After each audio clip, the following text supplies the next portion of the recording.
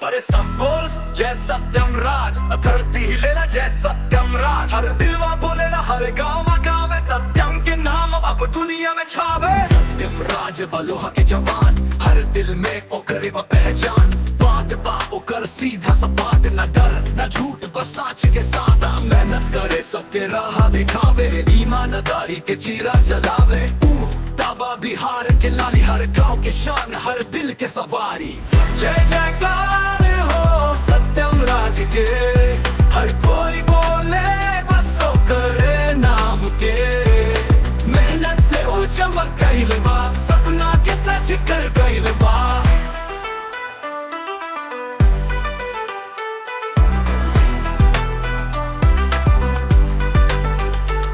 ओके देख के दुश्मन घबरा जाला, सच्चाई के आगे सब झुका जाला। ना डरे ना हारे बस आगे बढ़े, सपना के पीछे रात दिन लड़े। मेहनती बाबा सच्चा इंसान दो, हर कोई बोले अरे ऊ महान। और राजा जैसन ऊ करे दरबार, दुनिया में ऊ चमके बारंबार। सत्यम सत्यम तारा बिना अधूरा जहान। सत्यम सत्यम दुनिया में कर तू नाम। हर गाँव हर शहर वो बोलेला, सत्यम राज के जय जयकार। जय जयकार हो सत्यम राज के, हर कोई बोले बस करे नाम के।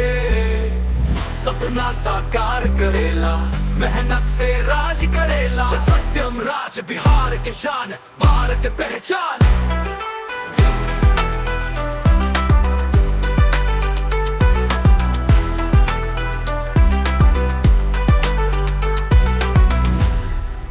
जयकार हो सत्यम राज के, हर कोई बोले बस वो करे नाम के।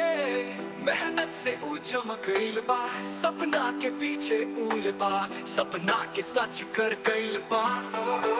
ओके देख के दुश्मन घबरा जाला, सच्चाई के आगे सब झुका जाला।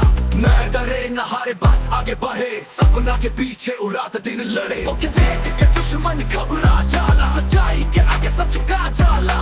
ना डरे न हारे बस आगे बढ़े, सपना के पीछे रात दिन लड़े।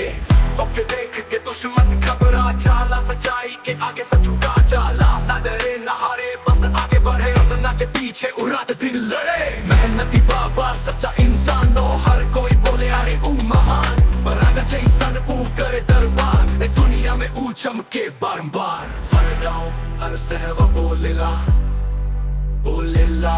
हर गाँव हर शहर बोलेला, दुनिया में बोलेला।